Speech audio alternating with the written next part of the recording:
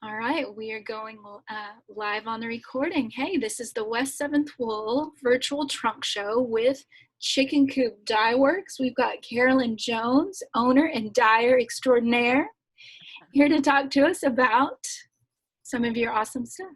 Yes. Hi, everybody. Happy to be here and be a participant in the North Texas Yarn Crawl with West 7th Wool. Typically I dye merinos, superwash merinos, and merino blends. I also dye some Polwarth. But most of the blends that I dye typically have some silk in them or silk and cashmere. My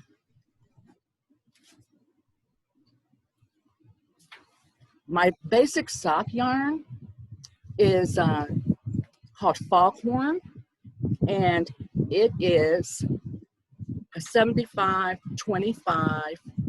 merino, superwash merino nylon blend, 463 yards. It takes dye beautifully, this particular base, and it's soft, but a really good, strong sock yarn. Mm-hmm. I also have a new base. It's a single. Let's see if I can hold it up here. And this is Leghorn, kind of like Foghorn Leghorn.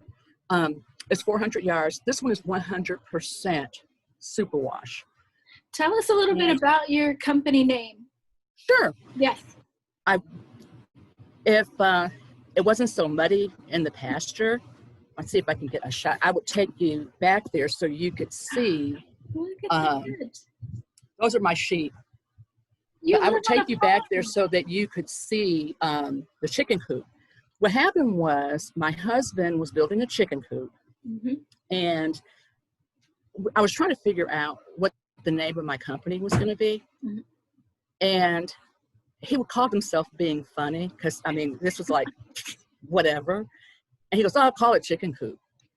I'm like, Chicken Coop Dyeworks. I kind of like it. Nice. And I thought about it. And then I checked it out online to make sure that it wasn't used in some way or another. Yeah. And that's how it was born. And your company, North Texas local dyer, and you've been around for a few years. When did you start? Yeah, I started in 2017. Okay. What happened was I'm a paralegal by profession, mm-hmm. and I've been crocheting since I was 10. I started knitting probably about 10 years ago or so.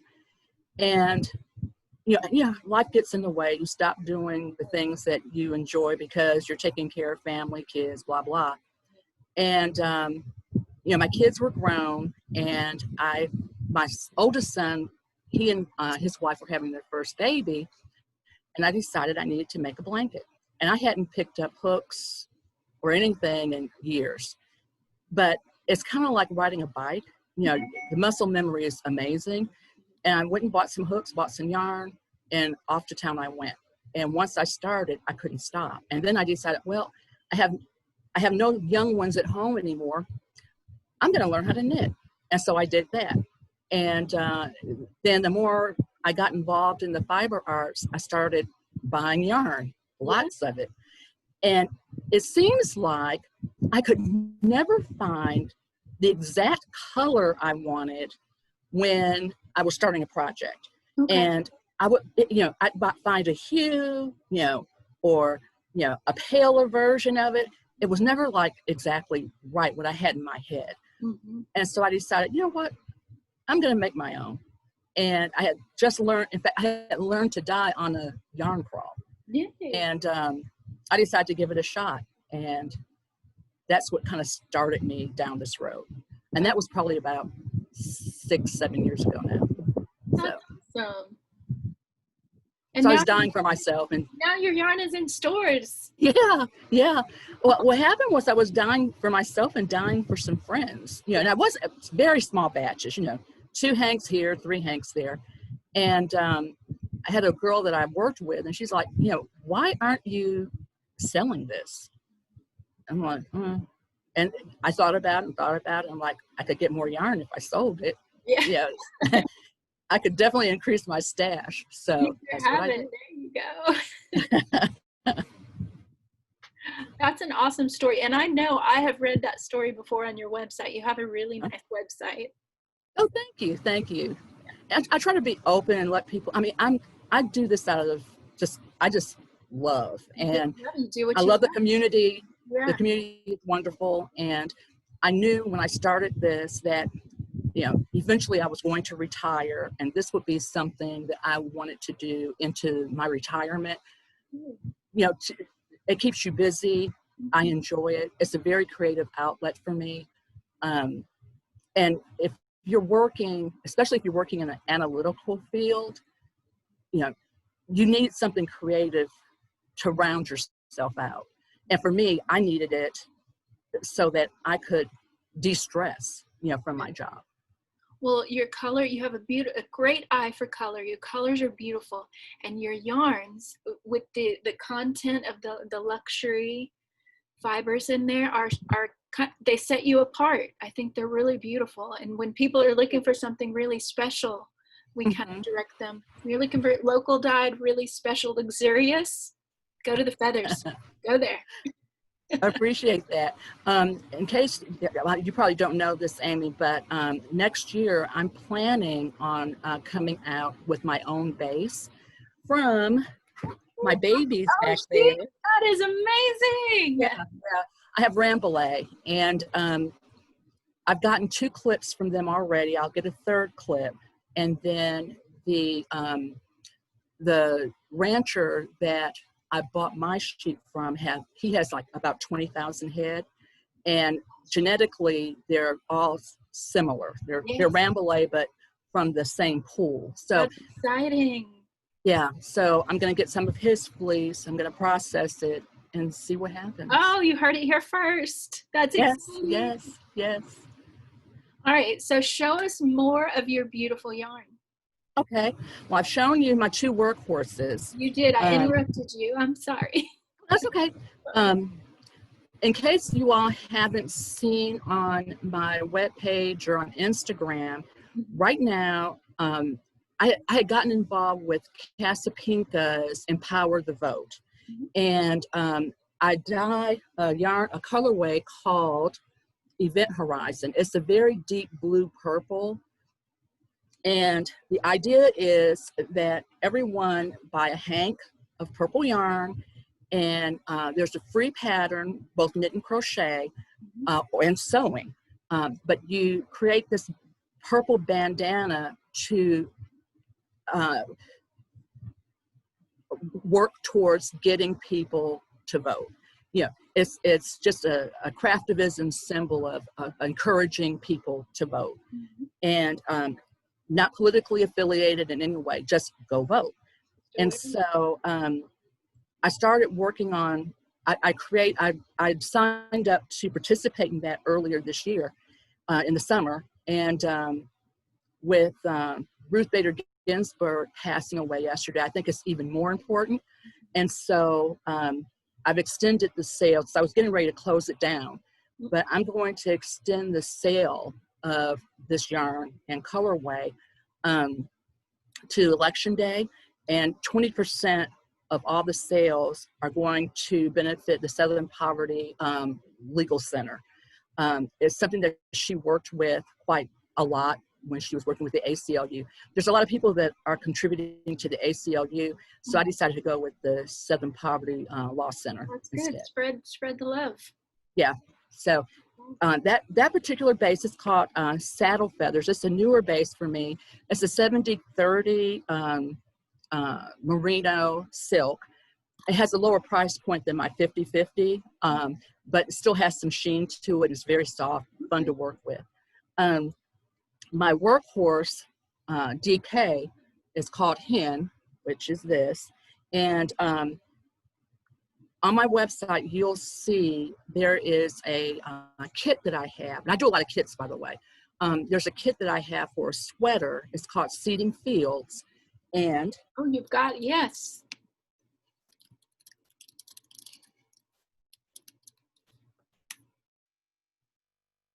Here's a sweater. That has got some nice texture.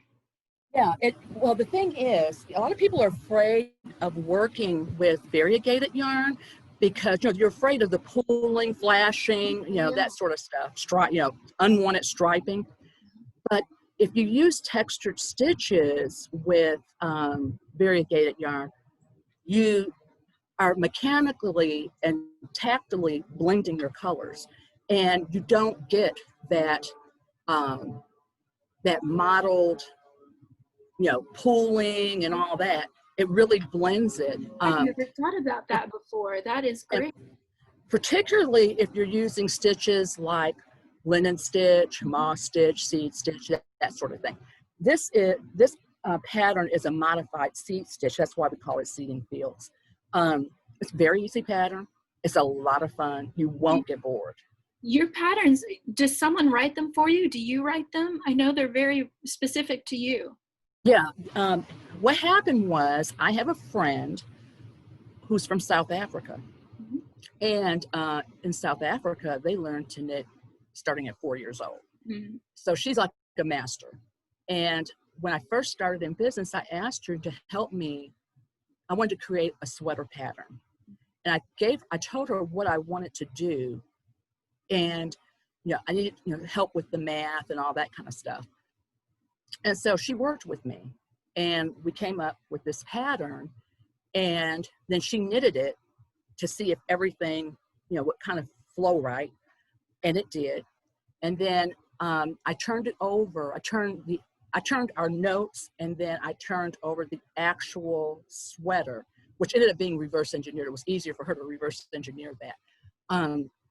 To Sarah Walworth, Yes. who's a tech editor. Yes. And so she tech edited it, and she literally, in tech editing, did the line by line.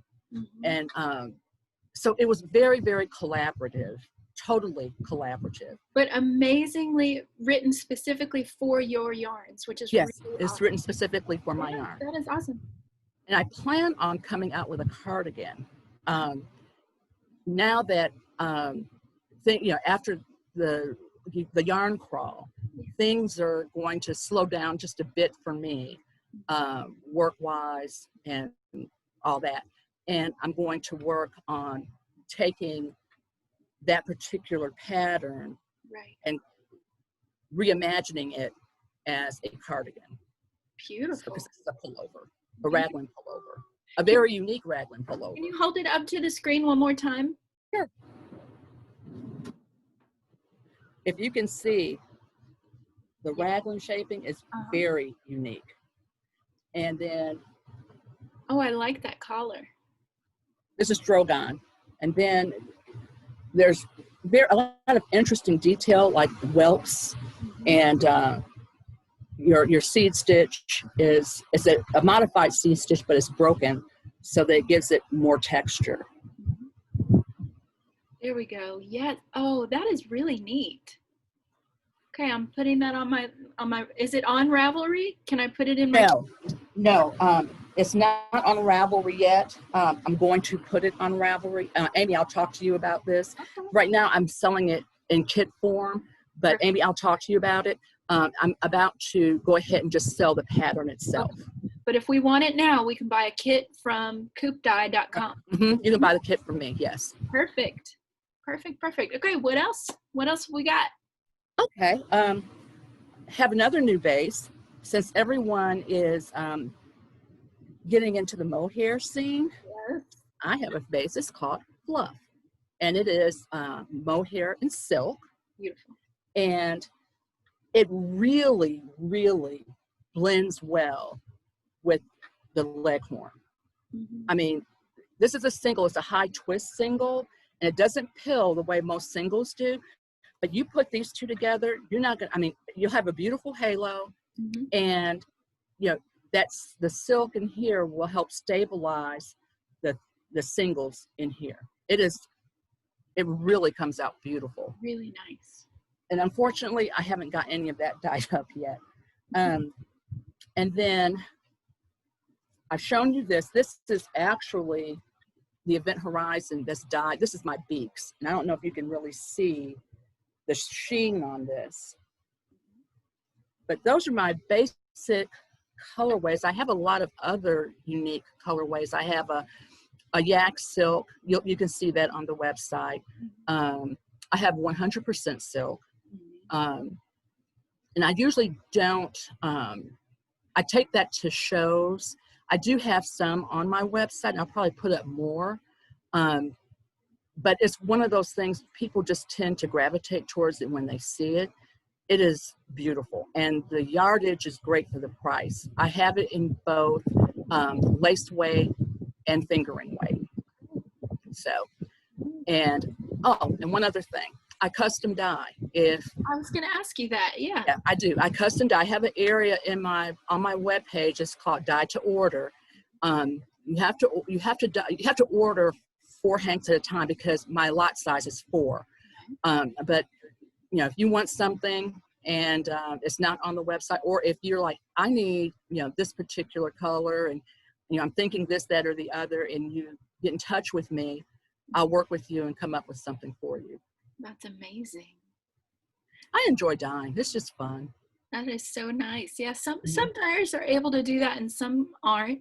And it's really nice when you find someone that you can work with like that and come up with something special just for you. Sure. And guess what? I'll even name it after you. I have there you go. I have a colorway called Al's Overalls. It is my husband's overalls. I mean, he wears them constantly, working out in the back. Yeah. And I'm always on him. Okay, time to throw those away. Let's get you some new. No, these are comfortable. They're nice and soft. So I did a color. And so I love hearing your color inspirations. So you get them from things like that from your husband. Overalls, from your everyday life. Yeah. Like this one. This is called Eat Your Peas.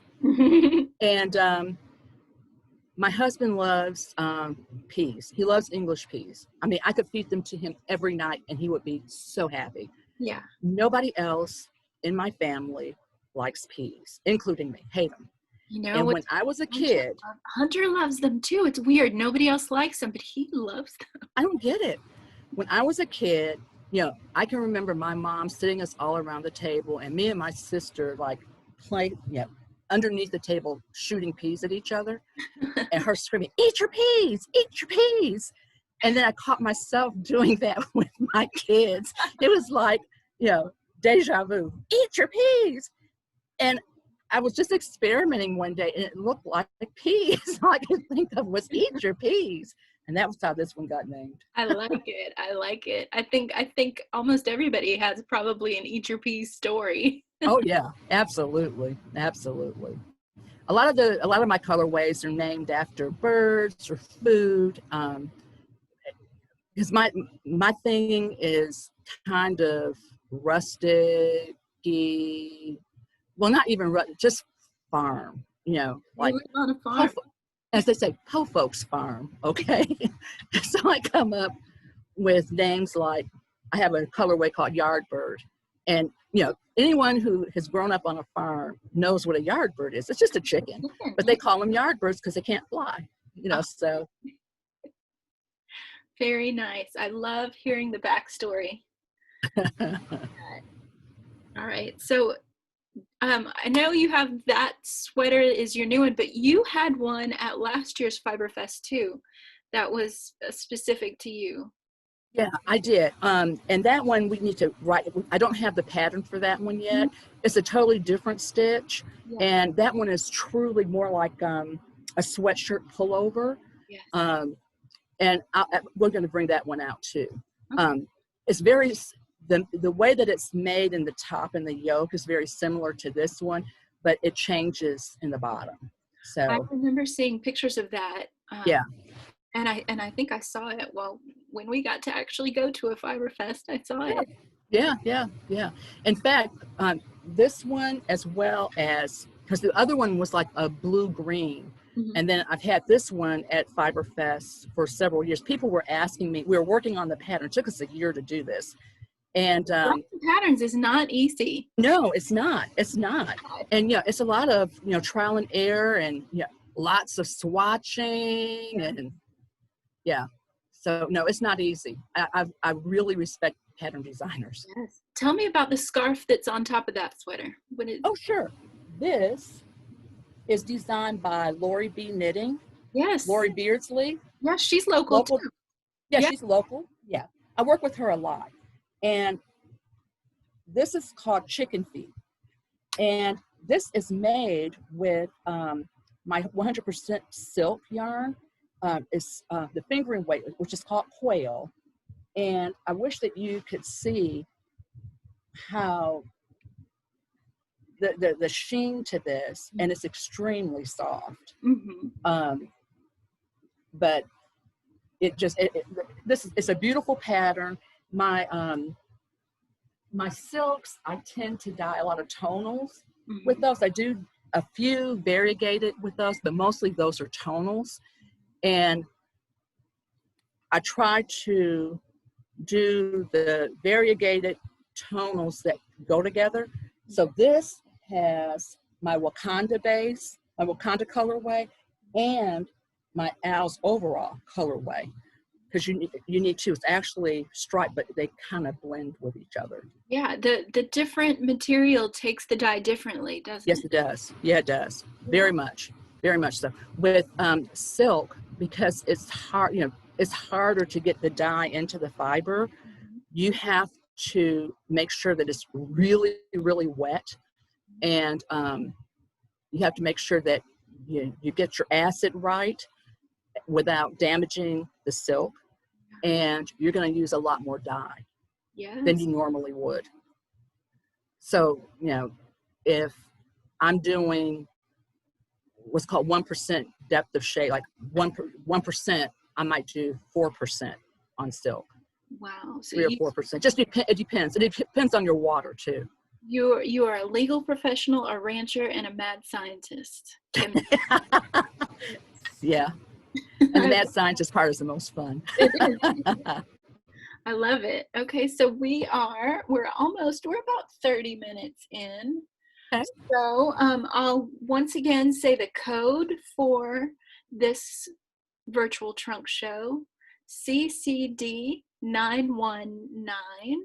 And that's the code that you can either write on your passport and or email me at info@west7thwool.com, and I will put a raffle ticket in for our West 7th Wool door prize that will be drawing this Monday.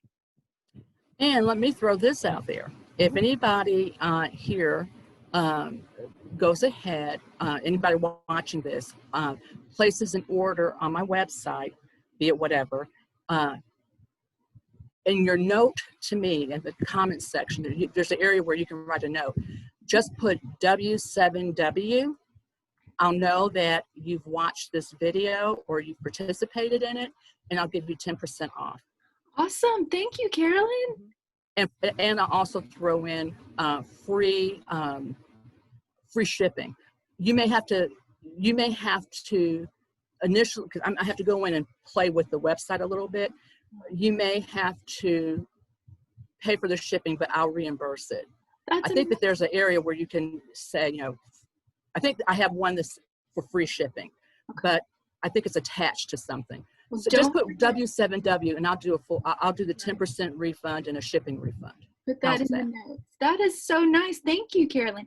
And then also, if you are yarn crawling virtually, Carolyn, you have some buttons. Some West 7th Wool buttons. Do. You have some I have some great buttons. In fact, I'm wearing one right here. See? So, yes, she'll pop one of those in your order too. I'll pop one of these in there too. And I'm going to stick a sticker on your stuff that says for your passport. Yes. So we've got you covered. Yes. Thank you so much. I am excited to pop on over to coopdye.com and get some of that Event Horizon. That's what I've got. Good. Yes. All right.